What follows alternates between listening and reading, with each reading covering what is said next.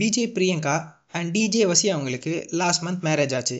இதை தொடர்ந்து பார்த்தீங்கன்னா அவங்களோட மேரேஜ் க்ளோஸ் ஃபேமிலி ஃப்ரெண்ட்ஸோட ரொம்ப ப்ரைவேட்டாக நடந்து முடிஞ்சுது. அதை தொடர்ந்து இப்போ பார்த்தீங்கன்னா பிரியங்கா அவங்க ப்ரெக்னெண்ட்டாக இருக்காங்க அப்படின்ட்டு சோஷியல் மீடியாவில் நிறைய நியூஸ்லாம் வைரலாக போயிட்டுருக்கு.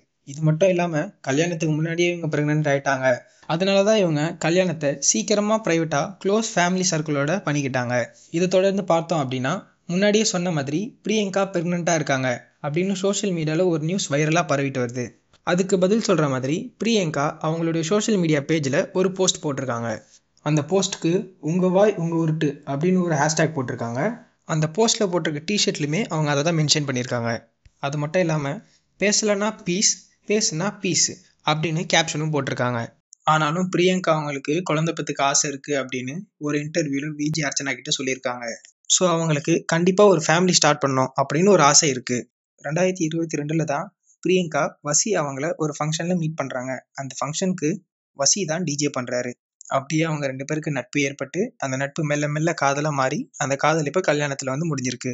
ரீசெண்டாக சூப்பர் சிங்கர் ஷோக்கு அவங்க தான் ஹோஸ்ட் பண்ணாங்க. அதில் அவங்க தகலைஃப் டீம் வந்திருந்தாங்க. கமல் சார், ஏஆர் ரஹ்மான் சார் எல்லாரும் வந்திருந்தாங்க. ரொம்பவே என்டர்டெயின்மெண்ட்டாக இருந்தது. ஸோ இதில் பர்சனல் அண்ட் ப்ரொஃபஷனல் லைஃப்க்கு பிரியங்கா அவங்களுக்கு வாழ்த்துக்கள்.